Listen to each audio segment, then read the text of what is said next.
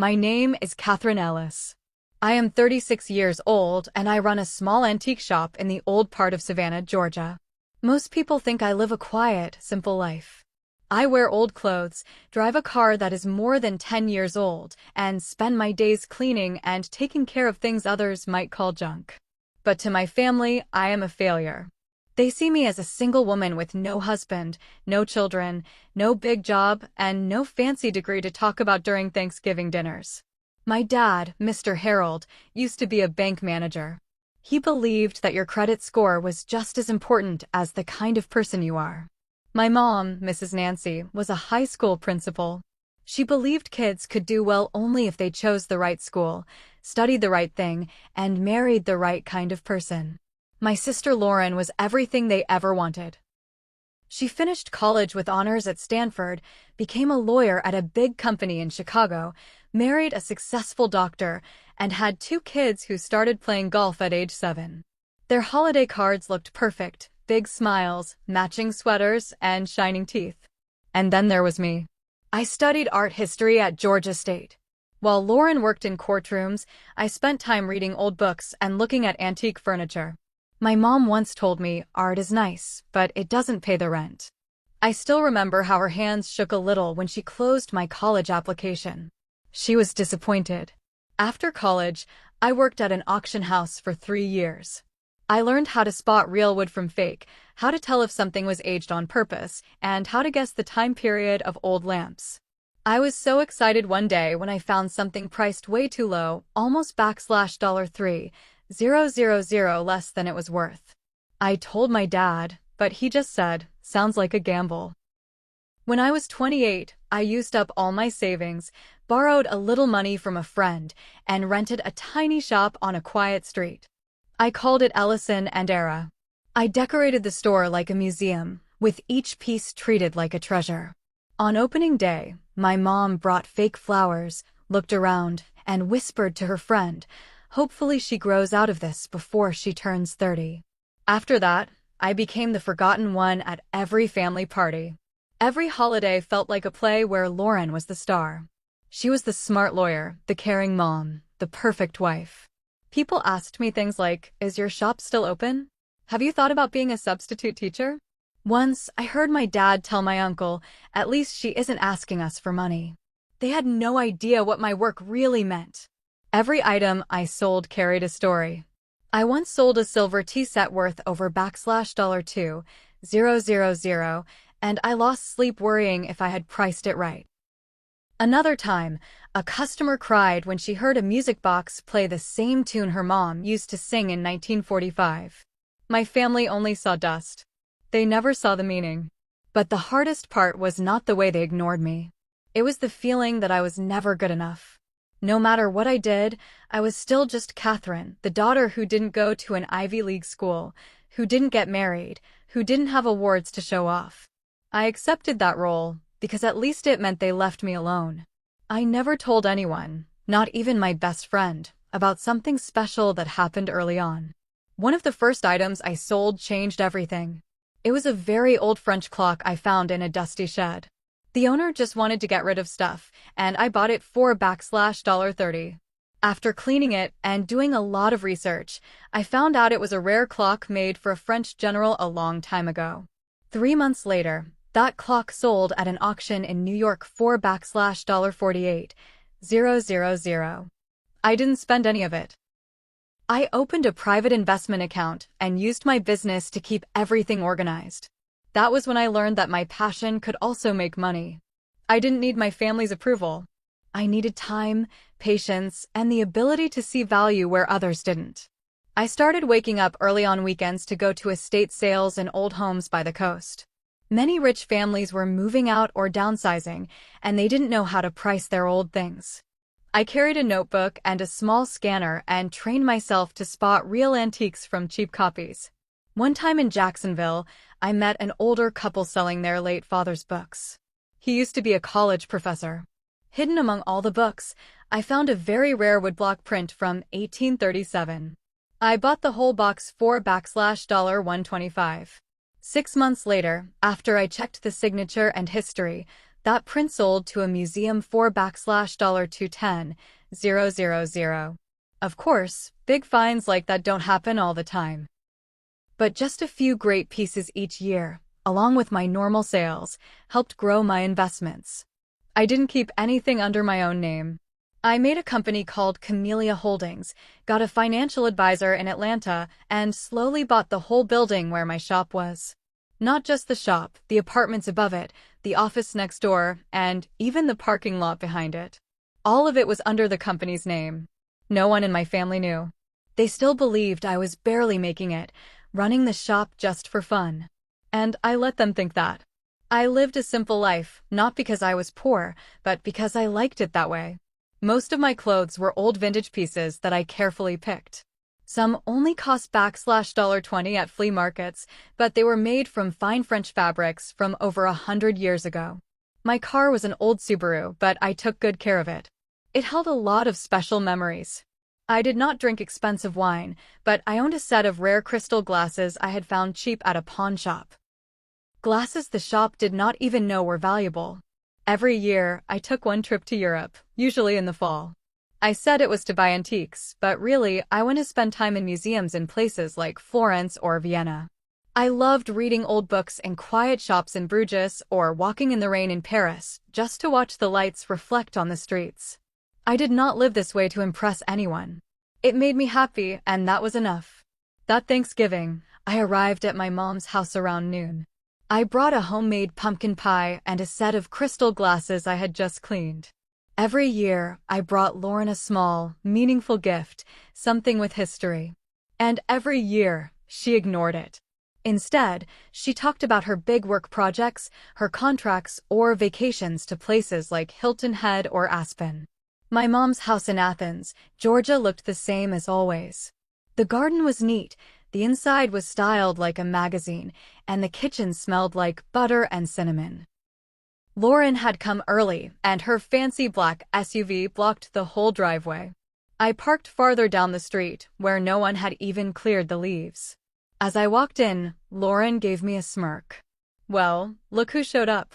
Good thing you didn't keep your little shop open today, huh, Catherine?" I just smiled. I had left my assistant in charge of the store, but Lauren would never understand that. To her, if you were not working 8 hours a day, you were not working at all. We helped our mom set the table. She handed me a bag of potatoes. "Can you peel these, sweetie? Your sister is doing the plating." I sat at the kitchen table and quietly did my part, just like I always did. My dad walked in, holding a glass of bourbon. He smiled wide at Lauren and barely looked at me. "How's the store, Catherine?" "Still open." I replied calmly, "Same as always, Dad. Had some interesting pieces last month." But he was already focused on Lauren, who was deep into a story about a big medical lawsuit. I heard words like contract breach, liability, and board meeting. Mom smiled and nodded proudly. At 3 p.m., we all sat down to eat.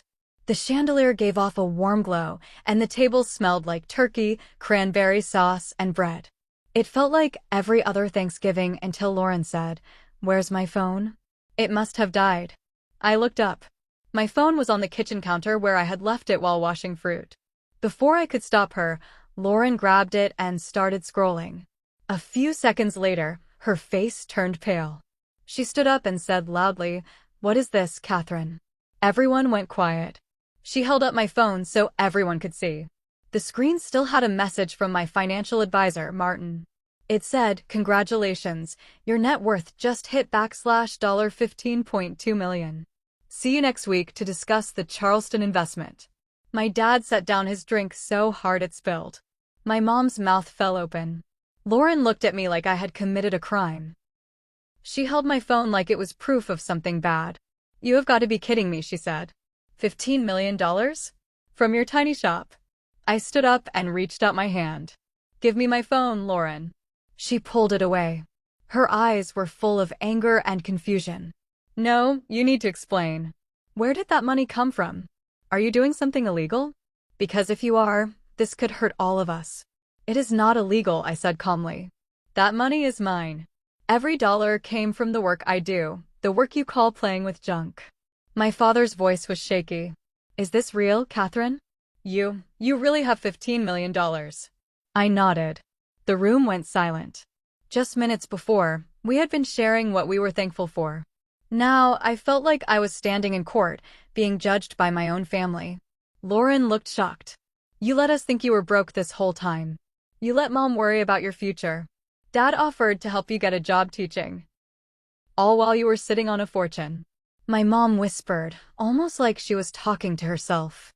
She wears old sweaters, gives the kids used books, uses a cracked phone, and she's a millionaire. I took my phone back and put it in my pocket. No one ever asked. No one ever really listened when I talked about what I do. I wasn't hiding anything. You just never cared unless it was about Lauren. Lauren laughed, but it was cold. Well, now we're going to have a lot to talk about after dinner. I looked around the table, at my father's tired eyes, my mom's worried face, and I knew the real drama was just starting. We ate in silence. The turkey grew cold. The gravy dried up. No one touched the sweet potatoes my mom always made with pride. That one message, $15.2 million, was all anyone could think about. No one said, congratulations. No one cared about the years I spent working hard. They were too busy thinking about what they could do with that money. Of course, Lauren was the first to speak again. She set her fork down and said gently, Sophia has a chance to study violin in France. It's very competitive. But it's also very expensive. If you helped, she could go. I looked at her. Are you asking me for money? It's not asking, Lauren said. We're family. You have it. I need it. It's just fair. My dad nodded like that made sense. My mom sipped water and added, you live alone. No kids. No school bills. Helping out shouldn't be hard, right, honey? Before I could answer, Lauren's husband Jeff spoke up. He usually stayed quiet, but not this time. You're letting that money just sit in a bank while your sister is struggling with tuition and bills. You wear old clothes, drive an old car, live in a small place. Do you really need all that money? I put down my fork. Are you saying that because I live simply, I do not deserve what I earned? Jeff shrugged. I'm just saying, if you're not going to use it, maybe someone else should. What about all the work I did? I asked. The years of research, the learning, the risks I took. When everyone laughed at my little shop, I kept working. Now, just because they saw a number, everyone suddenly thought they deserved a share. Lauren lowered her voice and tried to sound caring. She said, do you even know how much we worried about you? How many nights Mom could not sleep, thinking you might not even have health insurance? You owe this family some honesty. I let out a small laugh. That was funny to me. For years, no one ever truly asked me about my work. Not once did Mom or Dad visit my shop after the day it opened. Every time I talked about antiques, they brushed me off. And now they thought I owed them something? Mom cut in, her voice a little firmer now. We're not pressuring you, sweetheart. We're just saying you should think about using your good luck to help your family. I looked around the table. They were all staring at me like I was a walking wallet. After a quiet moment, Lauren spoke again. Softly, but carefully. I'm only asking for Sophia. Maybe you could help with a small scholarship. You could even put your name on it. Just one act could change her whole life. And after that? I asked. Then it will be Max, then your mortgage, then Mom and Dad's roof. What do I become? A bank with the same last name. Jeff let out a sigh. He was getting annoyed now. Catherine, don't be so dramatic. You don't need to give all of it. Just maybe $3 million. You'll still have $12 million left to enjoy. I turned to my dad, who had been quiet this whole time. What do you think, Dad? He didn't look at me. Your mom's right. We're not forcing you. But remember, we all thought about helping you when you were struggling. Now it's your turn to help us. I nodded slowly. I felt a cold, empty feeling grow inside me. I had hoped for some surprise or maybe even a bit of pride. I never expected applause, but I thought someone might recognize how hard I had worked. But instead, they only saw numbers. No one asked what I had learned. No one cared what I wanted. They just did the math and called it love. It was close to 4 p.m. when I pushed my chair back. Catherine, Mom said, don't leave in the middle of dinner. I turned to her, speaking quietly but clearly. I'm not leaving. I'm protecting the boundary you all just tried to cross. I stepped outside without my coat. The cold wind touched my neck, but for the first time, my mind felt clear. I stood on the porch, holding the wooden railing. The November air slipped through my gloves, but my face felt hot. Inside, I could hear forks and spoons clinking and voices growing louder. It sounded more like a business meeting than a family meal. 10 minutes later, I walked back into the dining room. Before everyone continues deciding how to spend my money, I said slowly and clearly, I want to make one thing clear. They all turned toward me like I was a student daring to speak up in class. My money didn't come from luck. No one in this room helped me when I started. No one was there when I carried furniture at 6 a.m. or came home tired after 12 hours working in a dusty shop. So why do any of you think you get to decide what I do with it? Lauren leaned back in her chair and crossed her arms. I'm not saying you didn't work hard, Catherine. But if you love your family, sharing shouldn't be this hard. I gave a small smile. I don't lack love. I lack respect. Real respect. Dad put down his bourbon again. Your mother worried about you for years. We didn't know you were saving all this because none of you wanted to know, I said. Every time I talked about my work, someone changed the topic or said something like, just hang in there. No one ever believed I would make it. Jeff pulled out his phone, maybe to check numbers. He looked up at me and said, the problem isn't the money, Catherine. It's that you kept it a secret. It feels like betrayal. I nodded. If anyone in this room knows what betrayal feels like, it's me. Lauren slammed her hand on the table. Enough. You cannot act like you are some noble person while you refuse to help your own niece. I stood still. Helping means someone asks with respect. This is not help. This is pressure. A guilt trip. It's all covered in entitlement. Mom had tears in her eyes now. You're tearing this family apart over money. You live alone. No husband, no kids. What are you going to do with that much money your whole life? That question hit me like ice. I'm going to live how I want, I said. And if that embarrasses you, I'll carry that burden. Lauren stood up, scraping her chair loudly. If you leave today without agreeing to help, don't expect things to stay the same. No birthday invites. No graduation for Sophia. I stared at her. You're using your kids to threaten me? This isn't a threat, she said. It's what happens next. I walked to the door and picked up my coat. My hands were cold and shaking, but my voice stayed steady. I'm not saying no because I'm selfish. I'm saying no because I've finally learned something. Never give your worth to people who only see it when it turns into money. Dad called after me, you'll regret this. Being alone catches up with everyone. I turned my head slightly. I still have family. Just not here. And I shut the door behind me. It was getting dark. My thin coat did little against the cold wind, but I felt calm inside. No more quiet seats at the table. No more fake concern. Just my own footsteps on the cobblestone street, first heavy, then lighter, like each step was lifting the weight off my back. Back at my shop, I did not turn on the lights right away. I went upstairs to my apartment and sat by the window. I looked out at the street. Soft music came from the cafe across the corner. Everything looked the same. But I was different now. I checked my phone. A message from Mom said, you hurt us, but I still love you. Lawrence didn't write anything. I didn't wait. I put my phone on silent, not to ignore them, but as a reminder. Real love does not come with guilt or demands. The next morning, I opened the shop early. Not to sell anything, just to clean and get rid of the heavy feelings from the day before. Being treated like a bank account made me want to reset everything. Jasmine, a college student I had hired 3 months ago, came in at 8 a.m. holding a cappuccino and looking worried. Are you okay? I texted you yesterday but didn't hear back. I smiled as I took the warm drink. Better than you'd think. And thank you for being patient. Hiring Jasmine was one of my best choices this year.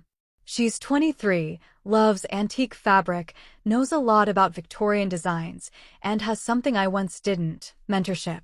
Now I get to be the mentor. Over the next few weeks, I gave my all to the shop. I started a blog series explaining the history of American wooden furniture. A lot of people read it. Some even sent me thank you letters. One person asked to work with me as an apprentice. I started hosting tea and story sessions on the first Saturday of each month. Loyal customers, kind neighbors, and curious students came to listen. We talked about old mirrors from the Civil War or glass cups once stuck in a cargo box in Charleston. No one at these events asked how much money I had. They asked questions like, did this belong to someone important? Or, how do you know this was handmade? They cared about stories, not price tags. One day, while packing a ceramic piece to ship to California, I got an email from a small museum in Nashville. They wanted to work with me on a short course about old furniture. A college professor I had once helped had recommended me. That's when I realized I was no longer a shadow in Lauren's world. I was someone with a voice, a purpose, and a circle of people who truly cared. One night in December, I locked up the shop and went to the bakery across the street. Mrs. Marie, the 68-year-old owner, was waiting for me like always. We sat by the window, sharing apple pie and cinnamon tea.